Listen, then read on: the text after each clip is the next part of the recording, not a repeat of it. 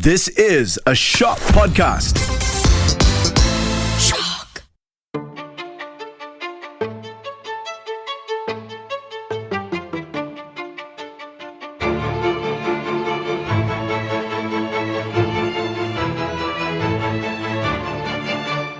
This is Shock Life Confessions podcast with me, Reza Abraham.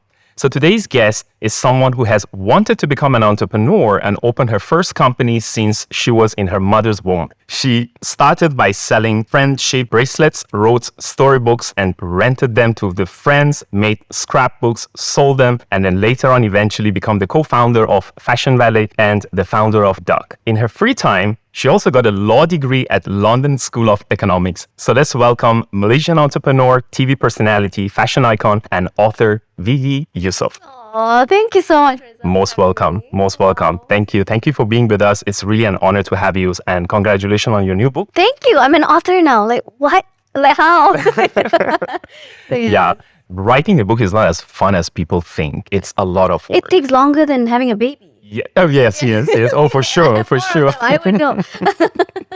Yeah. Yeah. So reading your story was amazing. It was full of humor. I personally loved it. And So you thought I was funny? it is. And we're going to talk about that. So I'm so curious to know where does that humor come from? So we will get into that. I think what you have projected in the book was half or less than a half of what a life of an entrepreneur like. Do you think leaders and entrepreneur are born or are they made? Well, I actually wrote that in the book. I said that I think my personal belief is that entrepreneurs are born because there's just so much that an entrepreneur does, and you need to have that kind of hunger and that want and that grit to take on all of this. We are sometimes the HR people, the finance people, the culture people, the marketing people, everything. And we have to go out and get funds. We have to go out and face, the public. It's a lot. And not everyone wants that life. That's true. And it's fine, So I do think this is just an innate desire that doesn't come naturally for everyone. It reminds me of John C. Maxwell. So he used to always make fun of this question. He said born does not mean you're born from the mother's womb kind of concept. Yeah. So it's kind of like a giving birth to entrepreneurship within yourself. So it means that you have that desire and wanting that you want to become an entrepreneur. Yeah. And I can hear you started actually with that too. So it means that you do have hunger that you want to become an entrepreneur. Right. But it's not to say that, you can't hone that, right? So people may be born with lots of skills, but if you don't pay attention to it, you don't nurture it, then it just dies there. Yeah. So I'm very thankful that my parents were always so encouraging with me wanting to sell stuff, like friendship bracelets. They were probably my first customers. That's true. It was probably really ugly, but they're like, yeah, okay. People around you also play such a crucial role in supporting your dreams, supporting your whatever it is that you want to achieve. That's true. So when you're looking at it, where does it come from? That entrepreneurship spirit in you, is it from your mom's side, that side, or you just discover it within yourself? Definitely my dad. He has his own business in development. And he started quite late. He started at 40s. So he worked for the government for a while. And then in 40s, he opted for early retirement and he just wanted to do his own thing. So during my school holidays, I would work for him. Receptionist, tea lady, pick up the phone, greet people when they come. And slowly I progressed. I followed him to meetings and it just got really fun. I love... This is what age? High school. High school. Yeah. Because it's not being covered in the book. Yeah, I missed that. It's only 200 something pages. So from young, I think when people know what they like, usually parents can spot it from when they were young. Even my kids now, I'm always aware. I'm like, okay, he likes music. Okay, he likes, gaming or whatever, right? So it's also the parents trying to encourage it. So to our audience that they're listening to this, I'm sure you have worked with a lot of entrepreneurs and you have seen a lot of people who become successful entrepreneurs. Do you have that criteria that okay, guys, you're listening to this one. If you have 1, 2, 3, you are going to be an entrepreneur? I think, everyone's different. We have introverted entrepreneurs, we have extroverted entrepreneurs, many, many different characters, right? But I'd say one thing that between all these entrepreneurs is courage. They're really brave. They will ask, they will stand up and ask for a meeting. They will go and ask for money to start the funds, So I think courage is something I see in all So courage is first one. Yeah, because when people are comfortable, it takes courage to come out of it. Is there anything else after you have the courage? Resilience. Resilience, okay. A lot of people, they only see the successful entrepreneurs. They only talk about the successful entrepreneurs. But along the way, they weren't built overnight. It's like decades of hard work, decades of being smashed down and like getting rejected and, not knowing if you can pay salaries that month. It's a lot of ups and downs, right? So that resilience of not wanting to give up, that resilience of getting that rejection and just waking up the next morning and like, no, I can still go on. I still want to do this. That's a skill that you will definitely get over experience, but it's a lot, of course, like growing FB as well, like there's so much down moments, phases that were just not so beautiful, which I talked a lot about in the book. And had I just by not doing this anymore, it would be a shame because there's still so much that I want to do. That's true. So you have 4 children now. And so which one of them is my favorite? No, I'm not gonna ask that question. That's for people to find out, So which one do you see like, okay, that is the little me? Right. So I've got 4 of them. I've got Daniel, Mariam, Sarah, and Idris, right? So Sarah and Idris still so young, but between Daniel and Mariam, it's definitely Mariam that's the bossier one, telling me what to do. She telling me what to do. She even said to me like, "Mommy, when I'm gonna take over, yeah." And I'm like, "What is this?" It's like, "We're not here anymore. I'm gonna take over." Wow, okay. So she's already telling me from now that she wants to, be the CEO of whatever it is that I've built. And I'm like, wow, you think it's that easy? So yeah, I could do what you do. Okay, I like that confidence. Okay. And then my son, I'm like, what do you want to be? And he's like, I want to be a YouTuber. I want to be the most successful YouTuber in the world. You go do that. Yeah, why not? Right? So, as you said in the book, your husband family wasn't really in favor of him joining you for the business because, it was like a women clothes, it was very risky. And then you both studied really, really great schools. Has there been any resistance from your family side, thinking like, hey, you know what? You're a lawyer. Why do you want to start a business? Like, has there ever been a conversation around that? Maybe, but I have selective memory, so I don't remember. You only remember those that is supporting you. Wow, nice. Stubborn. Okay. An entrepreneur. Okay. But yeah, I'm sure that they were worried. All our family members, there will definitely be some resistance, because ideas are just ideas.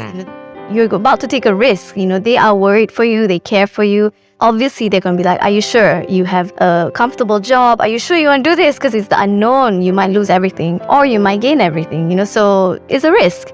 And family being family, of course, they're going to worry more. But again, selective memory. You just hear what you want to hear. So, my dad, he really helped us, trained us to get through this journey because he made me and Fadza do a cash flow, do out a business plan on how we're going to do this and train us. It's not just young entrepreneurs, you're like, I have this idea, I'm going to do it now, it's going to work. Actually, there's a lot more homework that you got to do, and you got to go the extra mile to do the homework. So if it wasn't for my dad helping us and pushing us, we would be jumping in blind, excited, passionate, which is good, but also really naive, right? So that business plan, you have to have that. Yep. That's true. So you describe yourself in the book as a determined, impatient one, and then your husband Fadza as a sensible and a calm one. So for a lot of people who are listening to us right now, they're looking for what's the key for a power couple? You can achieve a lot of things.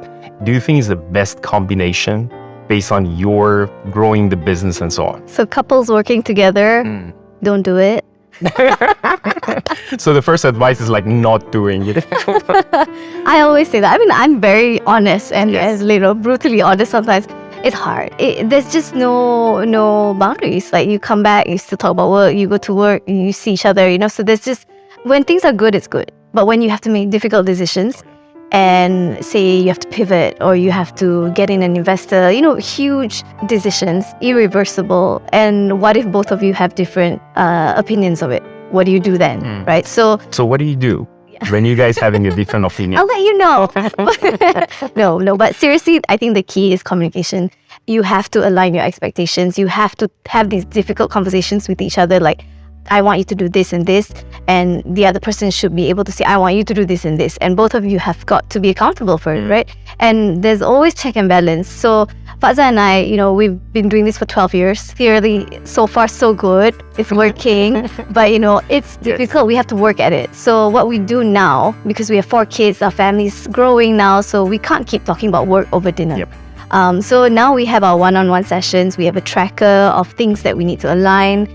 Normally co-founders don't do that because it's always go. We'll talk where we talk kind of thing. But no, that alignment between co-founders, whether you're husband and wife or not, or friends or siblings, you need to have that 1 or 2 hours every week to just align, because there's so many little and big things that you have to talk about. And if you don't force that session, it just gets drowned or, forgotten about, which is not good. So at our junction now, we're scaling. We're no longer a small company, but we're not a big company yet. So we're still in the middle. We're in that awkward teenage phase. We're an awkward teenager. So it's a very scary yet exciting era that we're in. We have to already think about expanding globally. We have to think about whether we want to list the company or remain private. These are all big things to discuss, and there's no right or wrong. That's the difficult part. There's no right or wrong. It's just what you both want, right? Still, everything's unknown. Everything's a risk. So that's where we're at right now. Sure. So if I want to push you a little bit more on this question, is that, so let's say, for example, you want to have like a very crucial conversation with him. He's going to be objecting. So what's your preparation look like? What did you find that, okay, I've tried this, it works? Okay, so I always try to do a little bit of homework about who I'm speaking to, who I'm negotiating with. So let's say it's Fadza. Okay, so he is a numbers guy. Okay. I already know it. So if I come in with my big idea and I'm like, I want to do this, I want to do that, let's go here, let's go there, he's just going to look at me and just, okay, but probably walk out. Because to him, it's like a load of... We'll walk out? Sometimes. Very courageous. Now I see the entrepreneur in him too. I mean, sometimes we're both very different. I'm the more creative side, and I have the big audacious dreams, whereas he has the number side, and the more data-driven side, which both, if married together, is very, very good, very powerful combination. So when I talk to him about my dreams or whatever, he's going to be like, how much is it going to cost? What are the returns? How do you know it's going to work? Show me some historical data that it worked the last time, all these things. So I hate doing all that. But I know that it's always a give and take, right? So he listens, I reciprocate. I also listen to him, and we have to understand each other. You can't just jump into a conversation. Yeah, and just fight for what you want. You That's have true. to also know how the other person looks. So what are the qualities that evolve compared to like Vivy in her earliest years that you guys started the business? So how did you grow? Like, have you seen anything that has changed in you? I hope I've grown up. Have I grown up? For sure. I think, I don't know. I never had a moment to think about that. Calm and composed compared to No. where you're still the fiery one. Okay. I'm still the passionate, positive, optimistic entrepreneur. But I think as a leader, I've grown a little bit more mature, I hope. Less impulsive, less sensitive. As a leader, like, I used to get emotional if people leave or like go to my competitors, or like, to me that's like what did I do? Why are you leaving me? All these things, right? But after a while, like, actually it's normal. Like, it happens in every company. So I've gotten so used to that. So now it no longer affects me the way it did before. When we were a startup, it was so easy to be like, oh, family. We're like homies, where we stay back for each other. But now everyone has grown up and everybody has their families and other priorities that is no longer like before. So I think as a leader as well, like, people have left, come and go, but I've been constant. So I've evolved through all these different eras of the FV group. And that's not easy as well, because as much as it's professional, you have to also work on your personal development, right? Yep. So what Fadza and I did for us and our leaders as well is we hired a developmental coach. So this coach helps all the leaders in our company like talk about issues and talk about how we're going to manage our teams. It's a very professional mindset coaching, right? So that has helped a lot for me to develop as a leader, because no one teaches entrepreneurs that. Like, I just had a dream to sell tudung or sell clothes, right? The other stuff, I don't know. It's my first time. Let's just go without knowing anything. So as you go through, you're also learning, and you're not perfect. And every process, you're bound to make mistakes, but it's okay because I've learned that mistakes don't kill you. So should people follow their dreams or their parents' dream? Their dreams, their lives. And I know this is hard, especially in our culture. We are very respectful of our parents, so we don't want to hurt them. They raised us, so we feel like we owe everything to our parents. And to a certain extent, of course, you want to listen to your parents because they are giving advice, whether you want to take it or not. And they always go like, listen to me, like, I know better, I've lived longer, all these things, I say that to my kids too. But at the end of the day, right, every parent just wants their kid to be happy and fulfilled. And I think you need to have that difficult conversation, or several conversations, if you really want to pursue something that they might not be so enthusiastic about. But at the end of the day, you have to live your life because you're going to be the one living your life. Yes, you're in control of it. Because there's a lot of people are listening to us and say yeah, I've tried to live my life. I wanted always to be in control of my life and career. So I started it, but I failed. And then my parents say, I told you so. Ooh. So that's very painful to a lot of people, right? So for you, is that value or that belief system something that you thought about it? It was your belief since the beginning, or you come to this conclusion after your success? No, I've always believed in it. I've always been very stubborn, and looking back now, I thank my parents for allowing me to be who I am and just accepting it and just sighing, but letting me be. That's true. So this is throughout the whole book, I was always asking myself, where did you inherit these qualities from? So I want to go through some of those qualities that I found fascinating in the book. So let's start with the first one that just now you ended it as, so your stubbornness. So where does it come from? My dad. Okay. His dad wanted him to be a teacher. Okay. Yeah, so he tried it for a year. And so just to tell his dad, okay, I've done it. Okay, so now can I go live my dream? So yeah. Your humor? Him too. Your creative side? Him too. So when I was younger, he would make me and my sister make cards for him. So like scrapbook cards, like make flowers, and just to hone your creative mind instead of just buying, Hallmark cards. So yeah, him. Wow, a lot attributed. So yeah, so now he's bringing us to the main question. So what did you get from your mom? Empathy. Hey, she would be very upset if she said Yeah, I love you, Mom. Okay. We're sweet.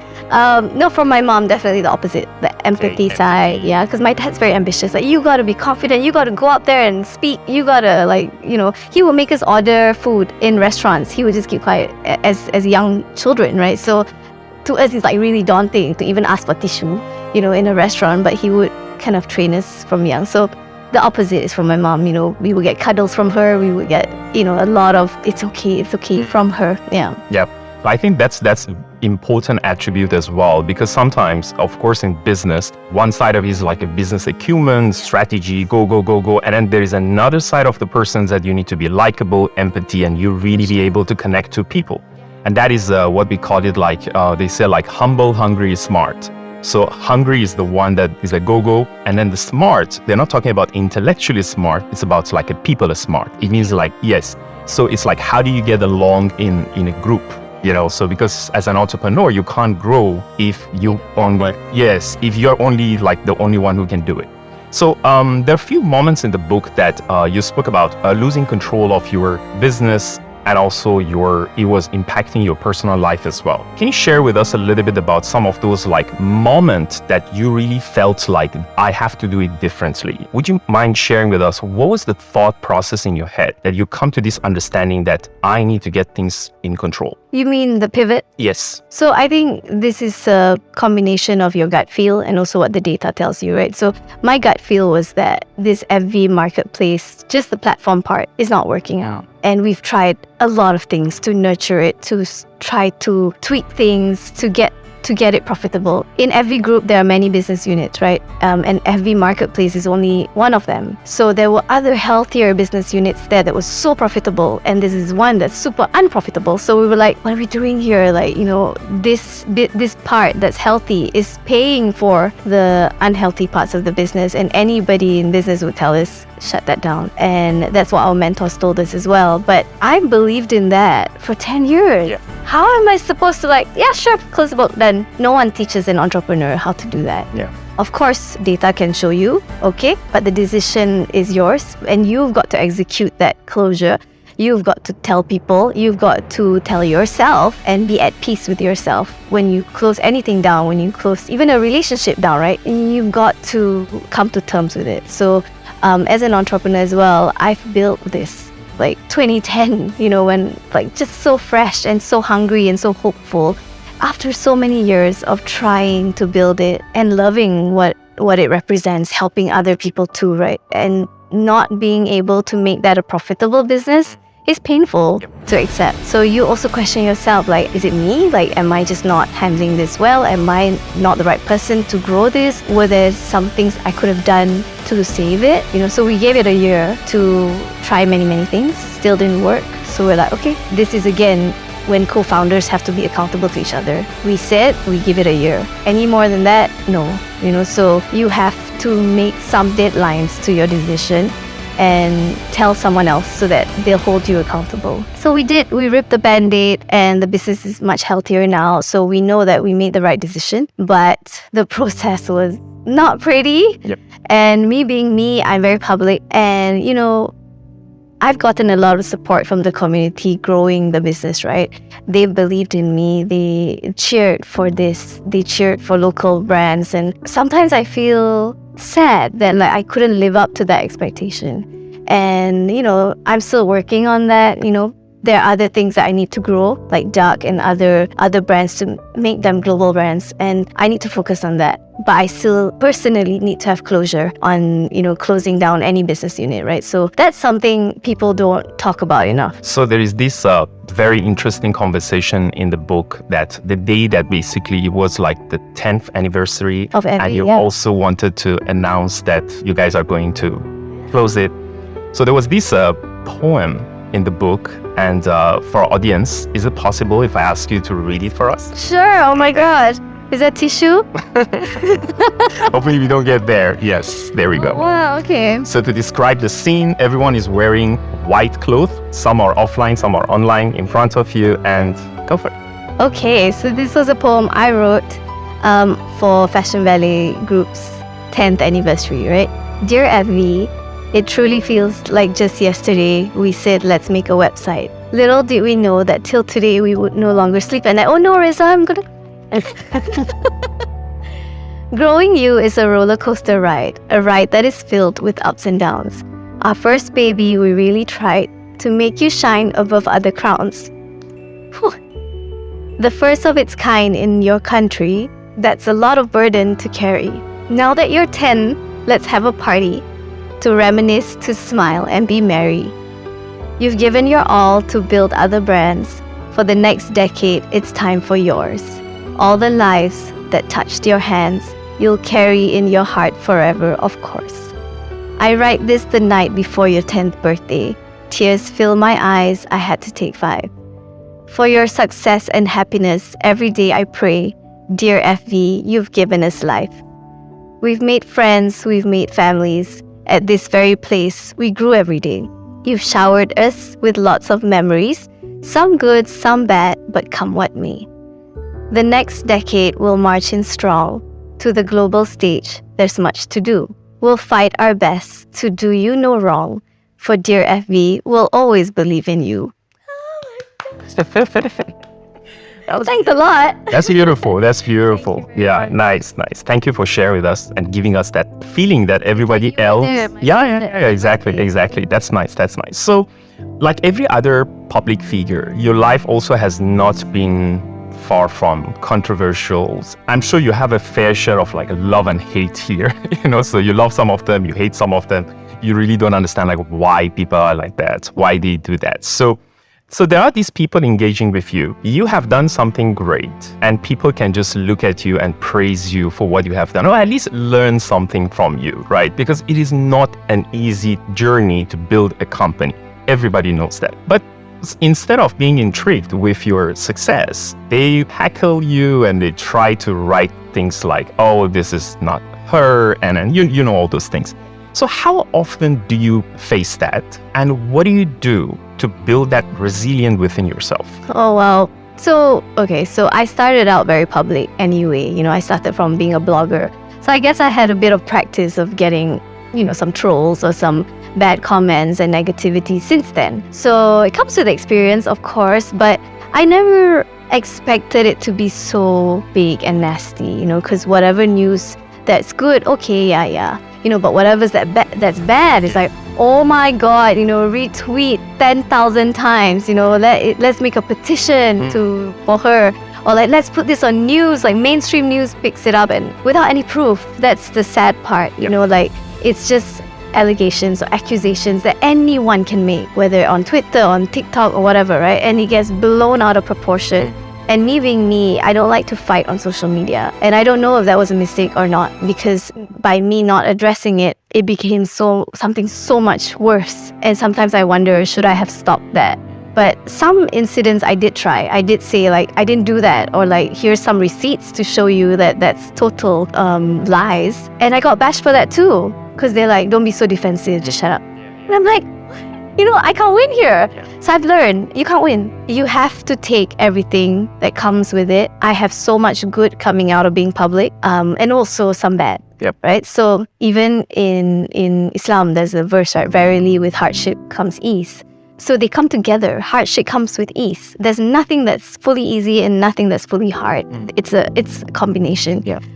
So when you accept that, you're like, okay, that's fine. It comes. As long as the good always outweighs the bad, then, just focus on being grateful. Because being public also meant that I could speak to my customers so much faster. I could sell out products, like thousands of products in a minute. That comes with me being public as well. So don't let the ugly in others kill the beauty in you, right? So don't let the ugly that maybe a group of people do kill the beauty that's so much bigger. Yes. We humans, we always focus on the bad. There can be 100 comments. Oh, this is so nice. One bad comment that goes like, I hate it. And you're like, what? And that becomes your entire day about that one comment. So it's mindset, that ability, that resilience to just not allow a small thing kill the beauty of a bigger thing. That's true. So to finish things off, we have this very quick game. We call it as a game confession. Final confession. So we have this quick game. I haven't confessed enough. Yeah. So this final confessions is gonna be like just fiery questions. I will ask you a couple of questions, and I'm sure you have seen this game before. Okay. Which is like they always ask you like between you and your husband. So which one do it like more or less or me? Yeah. So I haven't come to the questions yet. So let's see. Okay. So between you and Fadza, who eats faster? Me. Who sleeps first? Him. Who handles kids better? Him. Who is the tidiest? Him. Who is the funniest? Me. Who does most of the cooking? Me. Who has the best handwriting? Me. Oh my God, have you seen his? Who does the most cleaning? None of us. We live in a mess. Who is most likely to forget the birthday or anniversary? Me. Who is more generous with their money? Me. Okay. So, Vivy, thank you so much for being with us. You're also very generous. So, thank you so much for being with us. It's really an honor to have you. It was very inspiring. Hopefully, the guys get the book. It's really, really fun. Lots of funny hashtags, inspiring stories. Thank you. Yes. So, thanks very much for being with us. So, guys, thank you so much for being with Life Confession Podcast. Till then, stay inspired and take care.